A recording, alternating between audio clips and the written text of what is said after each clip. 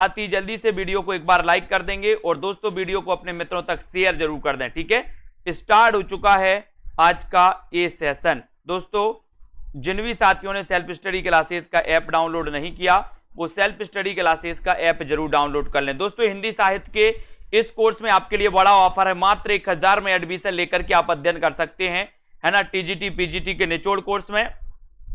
तो साथ ही model paper में अगर आपको अभ्यास करना है तो 350 में दोस्तों आप ये मॉडल पेपर में अभ्यास कर सकते हैं और 3000 प्रश्नों की टेस्ट सीरीज में आप 350 में दोस्तों आप कर सकते हैं। स्टार्ट हो चुका है आज का ये सेशन। सभी लोग एक बार वीडियो को लाइक कर दें और आज का आपका पहला प्रश्न है, विष्णुकांत शास्त्री की प्रसिद्ध गद्य कृति कौन सी है? गद्य काव्य कृति कौन सी है बताइए। विष्णुकांत शास्त्री की प्रसिद्ध गद्य कृति कौन सी मानी जाती है? सभी को कमेंट में लिखना है। उत्तर आपका क्या हो जाएगा यहां पर बताएं जल्दी से, सभी लोग बताएंगे दोस्तों। विष्णुकांत शास्त्री की प्रसिद्ध गद्य काव्य जो कृति है इसका नाम क्या है? पूजा, शुभ्रा, कुछ चंदन की कुछ कपूर की, या फिर दोपहिया के फूल। और विष्णुकांत शास्त्री का अपन ने यहां तक पढ़ लिया था, कुछ चंदन की कुछ कपूर की, यानी आपका जो सी नंबर है वो बिल्कुल सही हो जाएगा। यहां पर आते हैं, कौन सा उपन्यास राहुल सांकृत्यायन का नहीं है? कौन सा उपन्यास नहीं है राहुल सांकृत्यायन का? सिंह सेनापति, जय योद्धे, देवोवास, या फिर दोस्तों व्यतीत। कल अपन ने पढ़ा था इस क्वेश्चन को भी। कौन सा उपन्यास राहुल सांकृत्यायन का नहीं है ये बताना है और आपका सीधा उत्तर जाएगा दोस्तों, क्या जाएगा? जल्दी से आपको आंसर बताना है। आंसर आपका क्या हो जाएगा यहां पर? तो उपन्यास राहुल सांकृत्यायन का नहीं है। कौन सा नहीं है? उत्तर आपने बिल्कुल सही बताया, व्यतीत, यानी 4 नंबर। ठीक है, वेरी गुड। यहां पर बताना है दोस्तों कौन सा उपन्यास सहयोगी उपन्यास है? सहयोगी उपन्यास कौन सा है? प्रश्न क्रमांक 492 में आपको उत्तर चयन करना है। सहयोगी उपन्यास कौन सा माना जाता है? सहयोगी उपन्यास कौन सा है इसका उत्तर आपको बताना है और बिल्कुल सही आंसर हो जाएगा दोस्तों। क्या हो जाएगा? 1 इंच मुस्कान, यानी 3 नंबर। कई बार अपन ने पढ़ा है, मन्नू भंडारी और राजेंद्र यादव का ये दोस्तों सहयोगी उपन्यास माना जाता है। जैनेन्द्र कुमार द्वारा रचित कहानी नहीं है। जैनेन्द्र कुमार द्वारा रचित कहानी कौन सी नहीं है? फांसी, नीलम देश की राजकन्या, पाजेब, पाजेब है ये पाजेब, ठीक है, पाजेब, या फिर अमर बल्लेरी। जैनेन्द्र कुमार जी की कहानी कौन सी नहीं है इसका उत्तर आपको बताना है। राइट आंसर आपका क्या हो जाएगा? फांसी है, नीलम देश की राजकन्या, पाजेब भी है, कौन सी नहीं है? अमर बल्लेरी नहीं है, यानी कि आपका 4 नंबर बिल्कुल सही है। डी नंबर आपका राइट आंसर हो जाएगा। कौन सा कहानीकार ग्रामीण चेतना का नहीं है? कौन सा कहानीकार ग्रामीण चेतना का नहीं है? मार्कंडे, विवेकी राय, शिव प्रसाद सिंह, या फिर निर्मल वर्मा। कौन सा कहानीकार ग्रामीण चेतना का नहीं है? सभी लोग बताएंगे।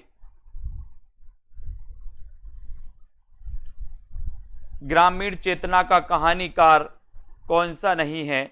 इतना अच्छा क्वेश्चन है दोस्तों और सभी लोगों को बताना है।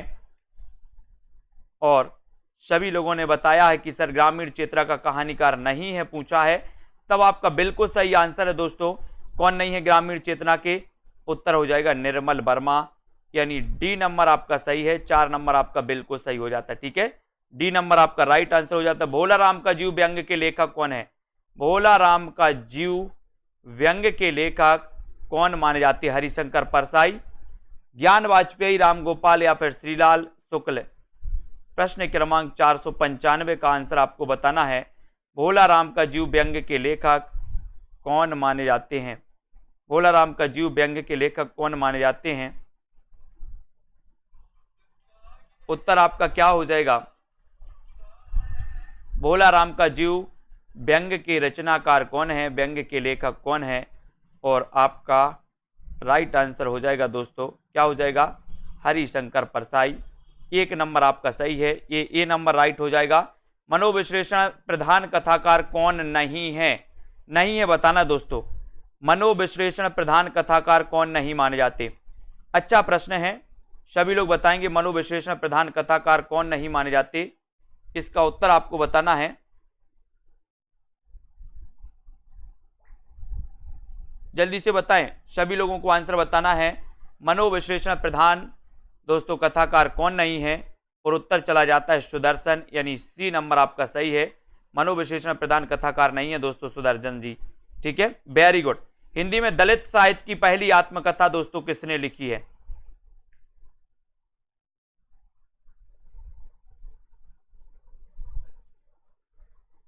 है ना, यहां पर दोस्तों शायद अपना कुछ मिस्टेक हुआ था कि दलित साहित्य की पहली आत्मकथा लिखी है दोस्तों किसने? मोहनदास नेमिसराय ने लिखी है, इन्होंने लिखी है दोस्तों, है ना। ये 2 नंबर आपका सही हो जाएगा। पिछले वीडियो में शायद अपना ये गड़बड़ हो गया था। ये 2 नंबर आपका मोहनदास नेमिसराय की है दोस्तों, है ना। बी नंबर आपका बिल्कुल सही है, मोहनदास नेमिसराय। ठीक है, इसको बी नंबर कर लेना, ये बी सुधार लेना, ये ही सही है, मोहनदास नेमिसराय ही सही है। ठीक है, बी नंबर आपका सही है, इसको सुधार लेना, मोहनदास नेमिसराय। ठीक है, इसको सुधार लेना, 2 नंबर आपका सही हो जाएगा यहां पर। अगला देखते हैं, अथातो घुमक्कड़ जिज्ञासा किस विधा से संबंधित रचना है? अथातो घुमक्कड़ जिज्ञासा, हाँ बिल्कुल, अपने अपने पिंजरे है दोस्तों, वेरी गुड। तो ये अथातो घुमक्कड़ जिज्ञासा किस विधा से संबंधित है? अथातो घुमक्कड़ जिज्ञासा, और ये आपका राइट आंसर हो जाएगा कौन सा? हाँ, बी कर लेना, अपने अपने पिंजरे सही है ना। ये यात्रा वृत्त है दोस्तों, क्या है? यात्रा वृत्त है, घुमक्कड़ था तो घुमक्कड़ जिज्ञासा। 3 नंबर आपका सही, यात्रा वृत्त आपका सही होगा, सी नंबर आपका सही हो जाएगा। अगले क्वेश्चन की ओर बढ़ेंगे। त्रस्कृत किसकी आत्मकथा है? त्रस्कृत आत्मकथा के लेखक कौन है? त्रस्कृत किसकी आत्मकथा है वो आपको चयन करना है।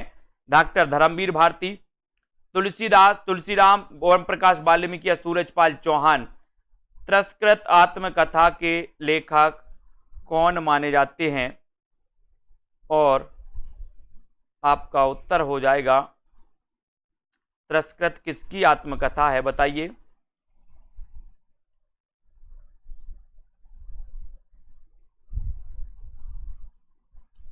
सूरजपाल चौहान, यानी 4 नंबर। ठीक है, 4 नंबर आपका राइट है। हिंदी में रेखा चित्र के प्रथम रचयिता दोस्तों पंडित पदम सिंह शर्मा की कृति कौन सी है दोस्तों? बताइए। रेखा चित्र संग्रह माना जाता है ये दोस्तों, रेखा चित्र संग्रह कौन सा माना जाता है? रेखा चित्र संग्रह पदम सिंह शर्मा का प्रथम रेखा चित्र संग्रह है दोस्तों ये, और ये माने जाते हैं पदम सिंह शर्मा का कौन सा? पदम पराग। 1 नंबर आपने जो बताया वो बिल्कुल राइट आंसर है, बहुत बढ़िया आंसर। अगले क्वेश्चन की ओर हम बढ़ेंगे। मैथिली शरण गुप्त की वह रचना जिसने देश में राष्ट्र प्रेम की धूम मचा दी थी। मैथिली शरण गुप्त की वह रचना जिसने देश में राष्ट्र प्रेम की धूम मचा दी थी, वह रचना कौन सी है? साकेत, यशोधरा, भारत भारती या फिर जय भारत। मैथिली शरण गुप्त की वह रचना जिसने देश में राष्ट्र प्रेम की धूम मचा दी थी, वह रचना दोस्तों कौन सी है? उत्तर है आपकी भारत भारती है ना। सी नंबर आपका सही है, सी नंबर सही हो जाएगा। कविता कलाप किसकी रचना है? कविता कलाप के रचनाकार कौन है ये आपको बताना है। कविता कलाप के रचनाकार कौन है? महावीर प्रसाद द्विवेदी, श्रीधर पाठक, भारतेंदु या फिर हरिऔध। कविता कलाप के रचनाकार कौन माने जाते हैं? कविता कलाप ये किसकी रचना है? और अच्छा क्वेश्चन है दोस्तों, कविता कलाप के रचनाकार कौन है?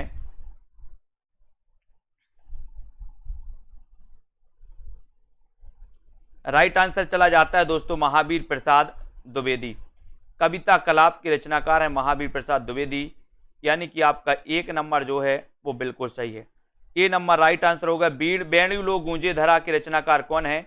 बेणु लो गूंजे धरा, मैथिली शरण गुप्त, श्रीधर पाठक, माखनलाल चतुर्वेदी या फिर हरिऔध।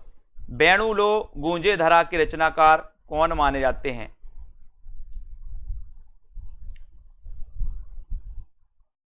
बेणु लो गूंजे धरा के रचनाकार कौन माने जाते हैं? इसका आंसर आपको बताना है। देखते हैं कौन कौन सही उत्तर बता रहा। प्रश्न क्रमांक 503 है। 503 में हमें उत्तर बताना है और आपका राइट आंसर क्या हो जाएगा। जिन भी साथियों ने दोस्तों self study classes app download नहीं किया, वो सेल्फ स्टडी क्लासेस ऐप को डाउनलोड कर लें और दोस्तों वीडियो को लाइक करके चैनल को सब्सक्राइब कर लेना। यहाँ पर आपका उत्तर है बेणुलो गूंजे धरा माखनलाल चतुर्वेदी, यानी कि आपका 3 नंबर बिल्कुल सही आंसर हो जाएगा, है ना। प्रसाद जी की खड़ी बोली कविताओं का प्रथम संग्रह कौन सा है? प्रसाद की खड़ी बोली कविताओं का प्रथम संग्रह कौन सा है? प्रथम संग्रह कौन सा है? चित्राधार, कानन कुसुमासु या फिर उर्वशी? प्रसाद की खड़ी बोली कविताओं का प्रथम संग्रह कौन सा है? प्रथम संग्रह कौन सा है बताएं। प्रसाद की खड़ी बोली कविताओं का प्रथम संग्रह कौन सा माना जाता है? और यहां पर प्रसाद जी की खड़ी बोली कविताओं का प्रथम संग्रह आपसे पूछा है, तब आपका राइट आंसर क्या हो जाएगा? और सभी लोगों ने बताया कि सर एक कानन कुसुम है ना, प्रसाद की खड़ी बोली की कविताओं का संग्रह, यानी कि 2 नंबर यहां पर आपका बिल्कुल सही है। महादेवी जी को किस रचना हेतु मंगला प्रसाद पारितोषिक मिला था दोस्तों? अब बताएं, यामा के लिए मिला था, नीरजा के लिए मिला था, सांद गीत के लिए या फिर दीप शिखा के लिए मिला था? मंगला प्रसाद पारितोषिक किस रचना के लिए मिला था? प्रश्न क्रमांक आपका 505 है। 505 में इसका उत्तर आपको बताना है। महादेवी जी को किस रचना के लिए मंगला प्रसाद पारितोषिक मिला था? ये प्रश्न क्रमांक आपका 505 है और 505 में आपका राइट आंसर है दोस्तों यामा। यामा है, यानी 1 नंबर आपका बिल्कुल सही है। मंगला प्रसाद पारितोषिक यामा दोस्तों ये सही हो जाएगा। अपने काव्य जीवन के उत्तर में अरविंद दर्शन से प्रभावित है, तो क्या प्रभावित है? अपने काव्य जीवन के उत्तर में दोस्तों अरविंद दर्शन से प्रभावित है कौन? अरविंद दर्शन से कौन प्रभावित हैं? महादेवी वर्मा, सुमित्रानंदन पंत, जयशंकर प्रसाद या फिर अज्ञे? अपने काव्य जीवन के उत्तर में अरविंद दर्शन से प्रभावित बताना है आपको। अरविंद दर्शन से प्रभावित कौन सी रचना है और उत्तर आपका कौन सा हो जाएगा? रचना तो ठीक है सर, यहाँ पर आपसे पूछा गया क्या क्या पूछा गया है, कौन सा कवि है जो अरविंद दर्शन से प्रभावित है? तो उत्तर हो जाएगा सुमित्रानंदन पंत। इनकी कौन कौन सी रचनाएं आपको बताना है दोस्तों जो अरविंद दर्शन से प्रभावित मानी जाती है। इनकी कौन कौन सी रचनाएं हैं? आधुनिक खोजों के अनुसार हिंदी की प्रथम मौलिक कहानी के लेखक कौन है? हिंदी की प्रथम मौलिक कहानी के लेखक कौन है आधुनिक खोजों के अनुसार? इंशाअल्लाह खां। कहानीकार बताना है दोस्तों, कहानीकार, मौलिक कहानीकार कौन है? शिव प्रसाद सितारे हिंद, रामचंद्र शुक्ल, माधवराव सप्रे, है ना। तो आधुनिक खोजों के अनुसार आपको चयन करना है। अच्छा क्वेश्चन है, एक बार सभी लोग वीडियो को लाइक कर देंगे, अपने मित्रों तक शेयर जरूर कर दें। ये क्लास रोज 9 बजे होती है दोस्तों, इस क्लास को पढ़ते रहें। सेल्फ स्टडी क्लासेस ऐप को डाउनलोड कर लें, ठीक है। और दोस्तों है ना, यहाँ पर अपन ने पढ़ा था, यहाँ पर महादेवी वर्मा जी की जो रचना पढ़ी थी दोस्तों यामा, इसे ज्ञानपीठ पुरस्कार भी मिला था और मंगला प्रसाद पारितोषिक भी मिला था। यहाँ डाउट्स में नहीं रहना, मंगला प्रसाद पारितोषिक भी मिला था, ज्ञानपीठ पुरस्कार भी मिला था, ठीक है। सुमित्रानंदन पंत हो गए और आधुनिक खोजों के अनुसार माधवराव सप्रे हो गए। 4 नंबर, ठीक है, 4 नंबर आपका बिल्कुल सही हो जाएगा, 4 नंबर सही हो जाएगा, है ना। ज्ञानपीठ पुरस्कार भी मिला था उस पर। जैनेन्द्र को मानव जीवन दर्शन का सबसे बड़ा कहानीकार किसने कहा? जैनेन्द्र को जीवन दर्शन का सबसे बड़ा कहानीकार किसने कहा? नामवर सिंह ने, नगेंद्र ने, या फिर दोस्तों राम विलास शर्मा, या फिर दोस्तों लक्ष्मी नारायण लाल? जल्दी से बताएं, सभी लोग बताएंगे।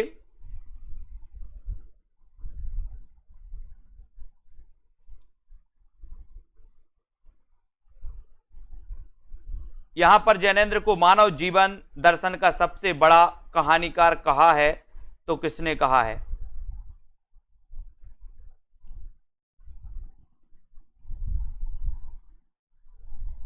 और आपका उत्तर हो जाएगा दोस्तों लक्ष्मी नारायण लाल, डॉक्टर लक्ष्मी नारायण लाल, यानी कि डी नंबर आपका बिल्कुल सही हो जाएगा यहां पर, ठीक है। मानव जीवन दर्शन का सबसे बड़ा कहानीकार, डी नंबर सही हो जाएगा, डी नंबर, ठीक है, डी आपका राइट आंसर है। प्रेमचंद की अंतिम कहानी कौन सी है? बताएं, प्रेमचंद की अंतिम कहानी कौन सी है? पूस की रात, कफन, सवासेर गेहूं या फिर शतरंज के खिलाड़ी। प्रेमचंद की अंतिम कहानी कौन सी है?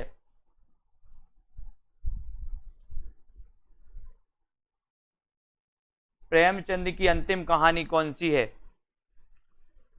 और सीधा उत्तर जाता है दोस्तों कफन, है ना। कफन यानी 2 नंबर आपका बिल्कुल सही है। यहां पर 2 नंबर कफन आपका सही हो जाएगा। यहां पर आते हैं दोस्तों, वर्ग संघर्ष के आधार पर सामाजिक और आर्थिक स्थितियों का चित्रण करने वाली कहानी कौन सी है?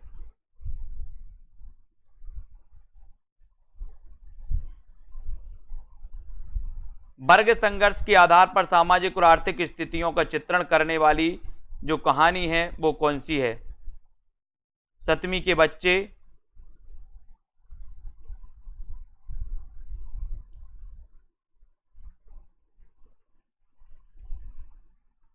वर्ग संघर्ष के आधार पर सामाजिक और आर्थिक, है ना। यहां पर आपका राइट आंसर है 7वीं के बच्चे। ठीक है, इसको याद रख लेना है।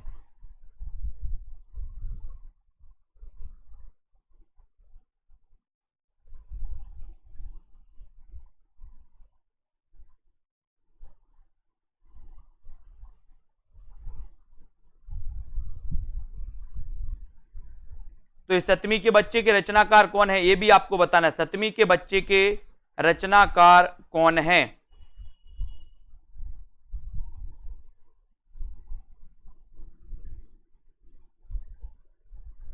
सतवीं के बच्चे भी आपको बताना है। अगला क्वेश्चन है दोस्तों, जैनेन्द्र का साहित्य अकादमी द्वारा पुरस्कृत दोस्तों उपन्यास कौन सा है? जैनेन्द्र का, जल्दी से बताओ।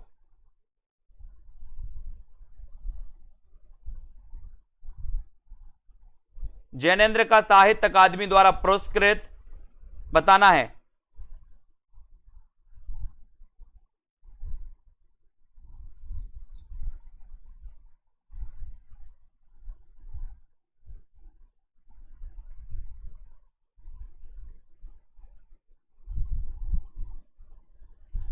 और यहां पर आपका राइट आंसर हो जाएगा दोस्तों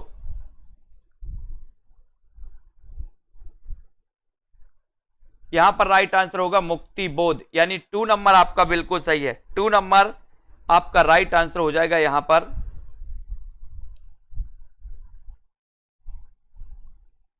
ठीक है, मुक्ति बोध ये इनका उपन्यास है, इसको याद रखना ना दोस्तों। अगला क्वेश्चन, तुलसी के जीवन को केंद्र में रखकर लिखा गया उपन्यास कौन सा है? जल्दी से बताएं।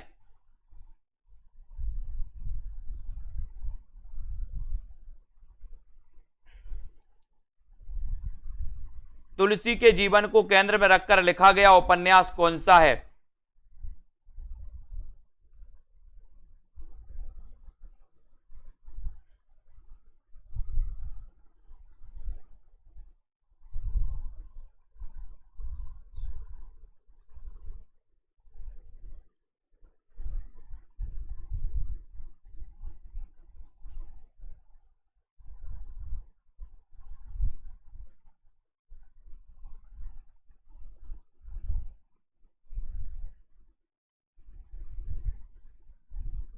ठीक है, तो यहां पर तुलसी के जीवन पर लिखा गया था दोस्तों कौन सा? मानस का हंस, यानी कि 3 नंबर आपका बिल्कुल सही है। ठीक है, 3 नंबर आपका राइट आंसर हो जाता है।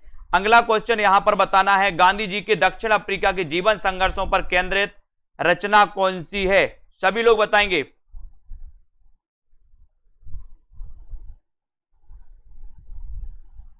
गांधी जी के दक्षिण अफ्रीका जीवन पर संघर्षों पर केंद्रित जो रचना है दोस्तों वो कौन सी है? सभी लोग बताएं।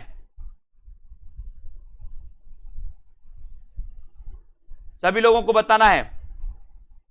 नीरजा के लिए ने शेक्सपियर पुरस्कार मिला था दोस्तों 1934 में। गांधी जी के दक्षिण अफ्रीका के जीवन संघर्षों पर केंद्रित जो रचना है वो रचना कौन सी है ये आपको बताना है। सभी लोग बताएंगे। गांधी जी के दक्षिण अफ्रीका जीवन संघर्षों पर केंद्रित जो इनकी रचना है दोस्तों, पहला गिरमटिया। और पहला गिरमटिया के रचनाकार कौन है? जल्दी से बताओ। पहला गिरमटिया के रचनाकार कौन माने जाते हैं?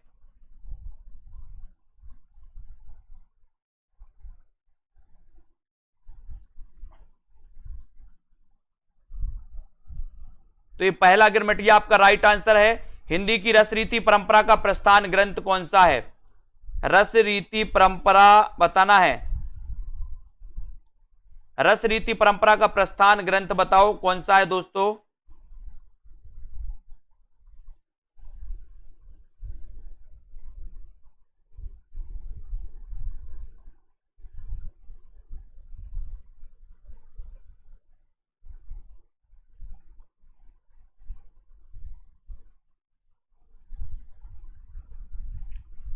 और यहां पर आपका हिंदी की रसरीति परंपरा का प्रस्थान ग्रंथ बताना है तो वो दोस्तों रसिक प्रिया माना जाता है केशवदास का। Very good.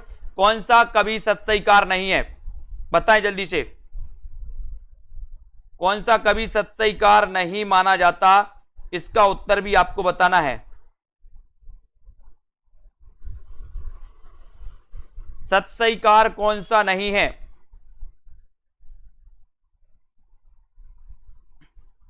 और कौन सा कवि सत्सईकार नहीं है, ये आपसे पूछा गया है। और आपका यहां पर सही उत्तर क्या हो जाएगा?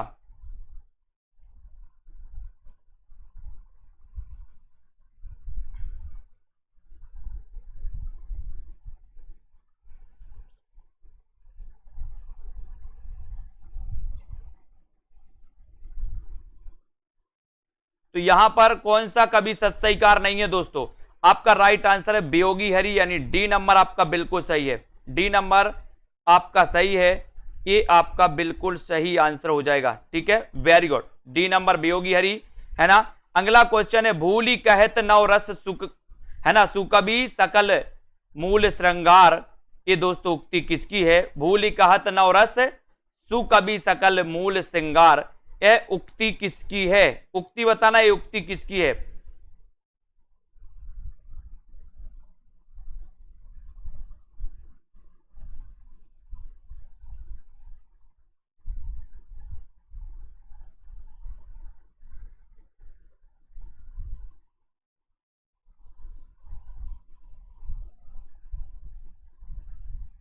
और इसका राइट आंसर हो जाएगा दोस्तों देव, यानी एक नंबर आपका बिल्कुल सही हो जाएगा। ठीक है, एक नंबर आपका सही हो जाएगा।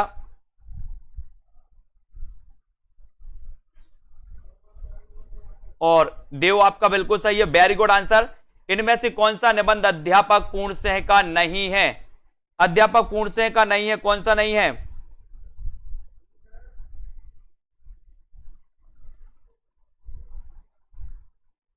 ठीक है, जल्दी से आपको बताना है। और इनमें से कौन सा निबंध अध्यापक पूर्णसिंह का नहीं है?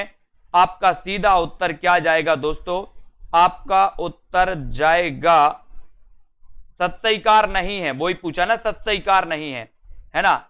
और यहां पर अध्यापक पूर्णसिंह का नहीं है तो आचरण की सभ्यता है, मजदूरी और प्रेम है ना, गेहूं और गुलाब है, कन्यादान। कौन सा नहीं है पूछा यहां पर? तो नहीं में आपका बिल्कुल सही आंसर है गेहूं और गुलाब, यानी 3 नंबर आपका बिल्कुल सही है। 3 नंबर आपका पूरा सही है। देवदत्त इनका पूरा नाम था दोस्तों। दृश्य तत्व साहित्य की किस विधा का अनिवार्य वैशिष्ट्य माना जाता है? दृश्य तत्व, दृश्य तत्व बताइए, 571 में बताना है। पुराने प्रश्नों की पीडीएफ खुली है दोस्तों, आज अपन ने पढ़ चुके हैं, फिर भी पढ़ते जाओ, कोई बात नहीं है। दृश्य तत्व साहित्य की किस विधा का अनिवार्य वैशिष्ट्य माना जाता है? कहानी का, उपन्यास का, कविता या फिर नाटक का? दृश्य तत्व साहित्य की किस विधा का अनिवार्य वैशिष्ट्य है? उत्तर है नाटक का। नाटक, यानी आपका डी नंबर बिल्कुल सही है, नाटक का है दोस्तों। ठीक है, very good answer. Mister Abhimanyu नाटक के रचनाकार कौन है? मिस्टर अभिमन्यु नाटक के रचनाकार कौन है? लक्ष्मी नारायण लाल, लक्ष्मी नारायण मिश्र, सुरेंद्र वर्मा या फिर रमेश बख्शी? मिस्टर अभिमन्यु नाटक के रचनाकार कौन है? इसका उत्तर आपको लगाना है।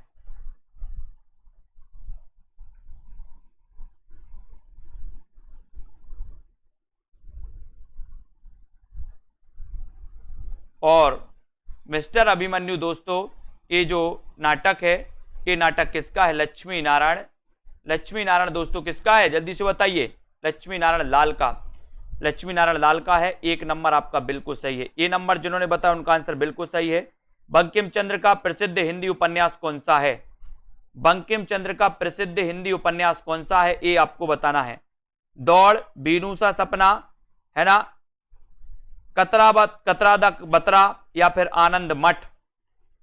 बंकिम चंद्र का प्रसिद्ध हिंदी उपन्यास कौन सा है, बंकिम चंद्र का बताना है। जितेंद्र जी ये साफ नहीं दिख रहा क्या आपको, ये पढ़ो भैया, ये जो लिखा है।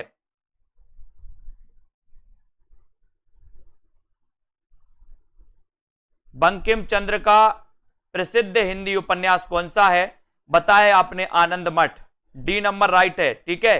शेखर एक जीवनी उपन्यास के स्त्री पात्र कौन है, बताइए। स्त्री पात्र, शेखर एक जीवनी उपन्यास के स्त्री पात्र कौन है, रेखा गौरा, अमला रंजना, सैलमा योके, शशि सरस्वती। और बहुत अच्छा क्वेश्चन है ना, कौन सा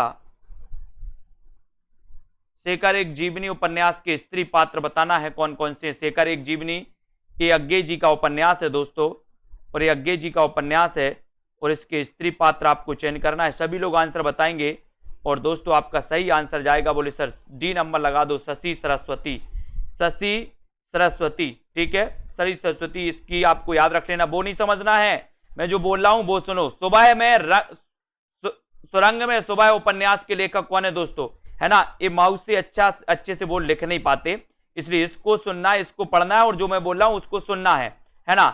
सुरंग में सुबह उपन्यास के लेखक कौन है, शिवमूर्ति, मिथिलेश्वर, संजीव, या फिर अमरकांत। सुरंग में सुबह उपन्यास के लेखक आपको चयन करना है, उत्तर क्या हो जाएगा। और सभी लोगों का आंसर आ रहा है सीधा सीधा।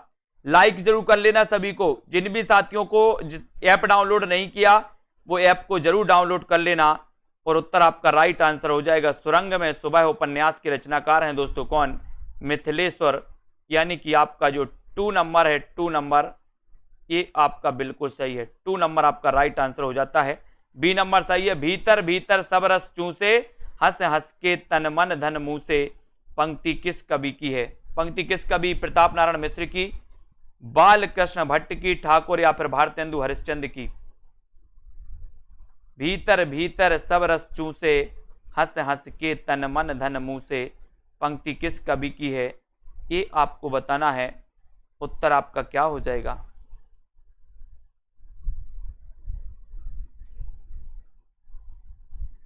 और सभी का आंसर बिल्कुल सही आंसर आ रहा है कि सर ये जो पंक्ति है ये भारतेंदु हरिश्चंद्र की पंक्ति है ना। डी नंबर आपका बिल्कुल सही है, यहां पर डी जिन्होंने बताया बिल्कुल राइट आंसर। हिंदी साहित्य के इतिहासकार 1850 ईस्वी से 1900 ईस्वी को किस नाम से अभिहित करते हैं, 1850 से 19। अच्छा क्वेश्चन है, 1850 से 19 सरल क्वेश्चन है, अब तो आप लोगों को सरल लगने लगा होगा। 1850 से 1900 ईस्वी को किस नाम से अभिहित करते हैं, ये आपको बताना है। द्विवेदी योग, भारतेंदु योग, शुक्ल योग, या फिर छायावाद योग। और ये 523 का उत्तर बताना है दोस्तों, और 523 में आपका भारतेंदु योग बिल्कुल सही है, 2 नंबर आपका सही। 1850 से 1900। आदिकाल और भक्तिकाल के बीच एक स्वर्णिम कड़ी दोस्तों किसे माना जाता है, आदिकाल और भक्तिकाल के बीच की एक स्वर्णिम कड़ी किसे माना जाता है, आदिकाल और भक्तिकाल के बीच की। जयदेव, विद्यापति, जायसी, या फिर जगनेक, किसे माना जाता है, जल्दी से आपको लिखना है, जल्दी से आपको बताना है दोस्तों।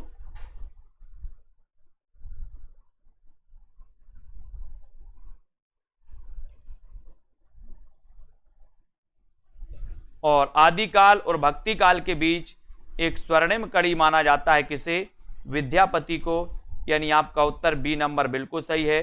अगला क्वेश्चन देखते हैं। आचार्य शुक्ल के अनुसार निम्नांकित में से कौन सी रचना तुलसीदास की है, कौन सी रचना तुलसीदास की है, छप्पय रामायण, बरबे रामायण, कड़खा रामायण, या फिर रोला रामायण।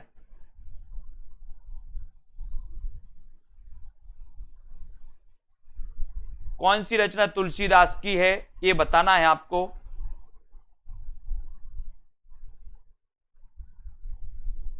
और आपका सीधा आंसर जाता है दोस्तों बरबे रामायण, है ना, बार बार रामायण पढ़ी तो बरबे रामायण, ठीक है। हिंदी साहित्य की भूमिका पुस्तक के लेखक कौन हैं,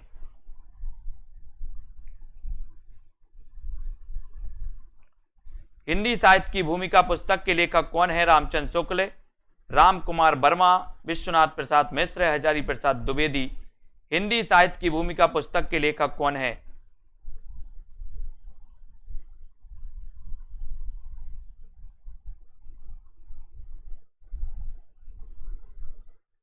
हिंदी साहित्य की भूमिका पुस्तक के लेखक कौन माने जाते हैं? इसका उत्तर आपको बताना है।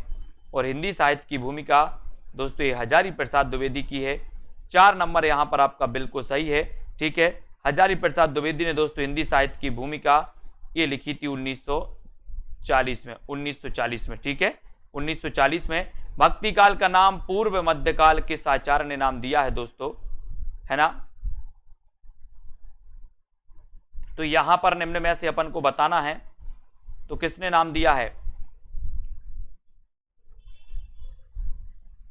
और राइट आंसर फिर चला जाता है आपका हजारी प्रसाद द्विवेदी। ठीक है, वेरी गुड। हिंदी साहित्य के आरंभिक काल को सिद्ध सामंत काल किसने कहा? सिद्ध सामंत काल किसने कहा? सिद्ध सामंत काल किसने कहा, ये आपको बताना है। सिद्ध सामंत काल किसने कहा है और आपका उत्तर क्या है इसमें? सिद्ध सामंत काल, बोले सर ये तो बिल्कुल सही है, राहुल सांकृत्यायन ने कहा है। आज तो इतना कॉन्फिडेंस आ रहा होगा आप लोगों को, और सर सब क्वेश्चन बन रहे हैं। वेरी गुड, बहुत बढ़िया, है ना? हिंदी के प्रारंभिक काल को वीर गाथा काल नाम किसने दिया दोस्तों? वीर गाथा काल नाम किसने दिया? वीर गाथा काल नाम किसने दिया? आचार्य रामचंद्र शुक्ल ने, राहुल सांकृत्यायन, गणपति चंद्रगुप्त या फिर विद्यापति मिश्र बंधु? प्रारंभिक काल को वीर गाथा काल, अच्छा प्रश्न है। और वीर गाथा काल कहा है दोस्तों किसने? रामचंद्र शुक्ल ने, यानी कि आपका 1 नंबर जो है वो बिल्कुल सही है। ठीक है, छायावाद में वक्रता का वैभव मिलता है, प्रसाद के काव्य में निम्न में से किसका उत्कर्ष मिलता है? किसका उत्कर्ष मिलता है दोस्तों? छायावाद में वक्रता का वैभव मिलता है, प्रसाद के काव्य में किसका उत्कर्ष मिलता है? ये आंसर बताना है। सभी लोगों को वीडियो को लाइक करना है, और जिन भी साथियों को दोस्तों ऐप में एडमिशन लेना है, सेल्फ स्टडी क्लासेस ऐप को आज ही डाउनलोड कर, ठीक है, और अपना अध्ययन प्रारंभ करें। छायावाद में वक्रता का वैभव मिलता है, प्रसाद के काव्य में निम्न में से किसका उत्कर्ष मिलता है? इसका आंसर आपको बताना है। तो वो मिलता है दोस्तों अभिव्यंजना का उत्कर्ष, अभिव्यंजना का उत्कर्ष मिलता है। बी नंबर आपका बिल्कुल सही हो जाएगा। केवल सूक्ष्मगत सौंदर्य सत्ता का राग कहकर छायावाद का विरोध किसने किया दोस्तों? केवल सूक्ष्मगत सौंदर्य सत्ता का राग कहकर छायावाद का विरोध किसने किया? आचार्य शुक्ल ने, महादेवी वर्मा ने, सुमित्रानंदन पंत और अज्ञे में, है ना? और यहां पर आपका 531 का आंसर बताना है। 531 का आंसर कौन सा है? तो बोले सर ये किया है महादेवी वर्मा ने, यानी 2 नंबर आपका बिल्कुल सही है। केवल सूक्ष्मगत सौंदर्य सत्ता का राग कहकर छायावाद का विरोध किया है महादेवी वर्मा ने, है ना? बी नंबर आपका बिल्कुल सही हो जाएगा। नेक्स्ट है, जयशंकर प्रसाद की किस कृति को पहले ब्रज भाषा में तथा फिर बाद में खड़ी बोली में रूपांतरित किया गया? बताएं, बाद में खड़ी बोली में रूपांतरित किया गया था दोस्तों प्रसाद की वह रचना कौन सी है, वह कृति कौन सी है?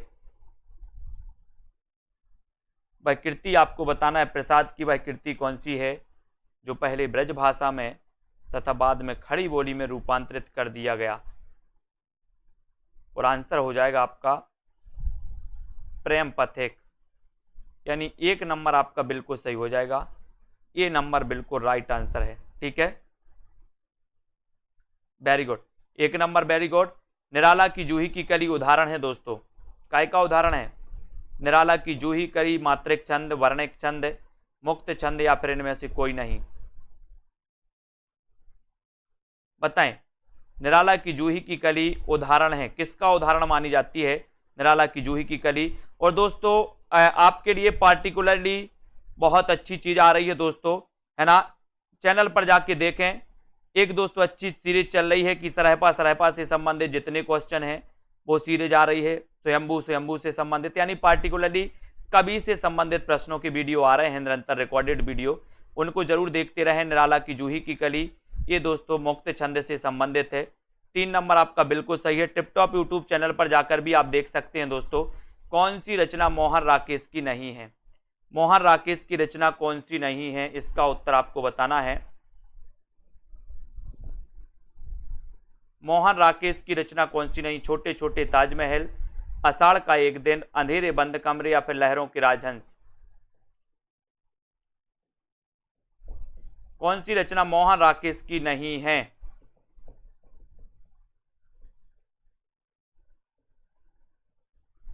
और ये आपका उत्तर हो जाएगा मोहन राकेश की नहीं है तो छोटे छोटे ताजमहल।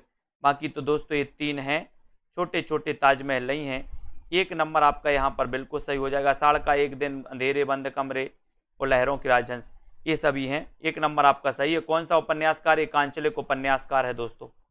आंचलिक उपन्यासकार के बारे में बताना है और आपको पता भी है कि आंचलिक उपन्यासकार कौन है। हिंदी का प्रथम आंचलिक उपन्यास कौन सा माना जाता है, ये भी सभी लोगों को पता है। यशपाल, जैनेन्द्र कुमार, राही मासूम रजा या फिर अज्ञे? कौन सा उपन्यासकार एक आंचलिक उपन्यासकार है, ये आपको बताना है। सभी लोग बताएं।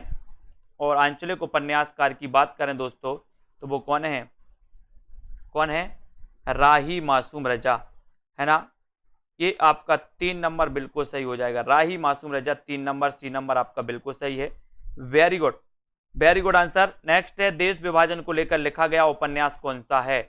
देश विभाजन को लेकर लिखा गया जो उपन्यास है वो उपन्यास कौन सा है? अमृत और विष, झूठा सच, अपने अपने अजनबी या फिर अंतराल? देश विभाजन को लेकर लिखा गया उपन्यास कौन सा है? और उत्तर हो जाएगा यहाँ पर कि सही ये उपन्यास है कौन सा? झूठा सच। और ये उपन्यास है दोस्तों किसका? यशपाल का, यशपाल का है। 9:45 पर भी एक आएगी दोस्तों आपकी क्लास, है ना। कवि की आएगी, पार्टिकुलरली एक कवि से संबंधित कितने क्वेश्चन पूछे जाते हैं, उनका जन्म, उनका परिचय पूरा आएगी। 9:45 पे आप लोग देख लेना। आज की क्लास के लिए दोस्तों इतना ही। सभी साथी जितने भी हमारे साथी हैं, है ना, किसी को कोई क्वेश्चन में डाउट्स हो तो वो जल्दी से बताएं। और जिनमें दोस्तों आपको 1000 प्रश्नों की, जिनको भी 3000 प्रश्नों की टेस्ट सीरीज लेनी है, वो 350 में अपना अभ्यास करने के लिए दोस्तों 350 में इस प्रैक्टिस सेट में भाग ले सकते हैं, है ना। मॉडल पेपर में जिनको भी अध्ययन करना है दोस्तों, मॉडल पेपर लगा के देखना है कि एग्जाम में कैसा पूछा जाएगा, पैटर्न क्या रहेगा टीजीटी का, तो 350 के मॉडल पेपर में एडमिशन ले सकते हो, ठीक है। और अगर आपको निचोड़ क्लास में एडमिशन लेना है दोस्तों कि आप एग्जाम के टाइम में अंतिम समय में क्या क्या पढ़ लें, ऐसा दोस्तों जो कोर्स है आपको 1000 का ऑफर है, अभी आप इसमें एडमिशन ले सकते हैं। अगर इसके बाद भी दोस्तों अगर आप जूनियर टेट की तैयारी कर रहे हैं या फिर दोस्तों और भी अन्य एग्जाम की तैयारी कर रहे हैं जिनमें आपका साहित्य है, तो यही कोर्स आपके लिए बहुत उपलब्ध सही रहेगा। अलग से कोई कोर्स लेने की जरूरत भी नहीं पड़ेगी आपको, ठीक है। तो जितने भी हमारे साथी हैं, जो साहित्य वाले साथी हैं, सभी साथी हैं, है ना, और जो ओवर कॉन्फिडेंस में है, एक बार आप लोग दोस्तों मंगला प्रसाद जो पारितोषिक पुरस्कार है इसकी लिस्ट निकाल लीजिए, इसकी लिस्ट निकालिए, इसकी लिस्ट देखिए कि सर मंगला प्रसाद पारितोषिक किस किस को मिला है ना। बहुत सारे लोग ओवर कॉन्फिडेंस में जी रहे हैं, मैं उनसे यही कहना चाहता हूं कि ओवर कॉन्फिडेंस में नहीं जीना है, ओवर कॉन्फिडेंस में पेपर देने नहीं जाना है ना। तो आप अभी नेट पे जाइए, विकिपीडिया पर जाइए दोस्तों, उसमें लिस्ट निकालिए मंगला प्रसाद पारितोषिक किस किस रचना को मिला है, वो आप सर्च करिए, है ना। उसमें आपको चेक करने को मिल जाएगा, फिर मुझे बता देना कि सर किस रचना को मिला है, ठीक है। बहुत बढ़िया, है ना।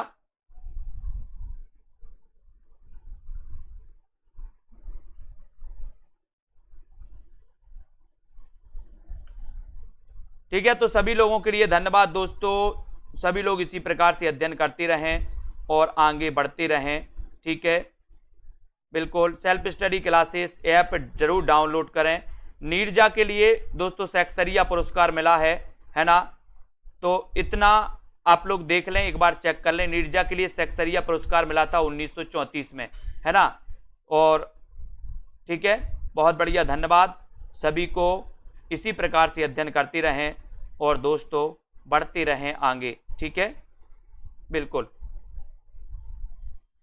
बुक में गलत हो सकता है, बुक में गलत हो सकता है दोस्तों। एक बार उनकी पूरी वो देख लें, मंगला प्रसाद पारितोषिक किस किस रचना को मिला है ना, वो चेक कर लें, है ना। जिनको नहीं लगता है तो वो अच्छा है।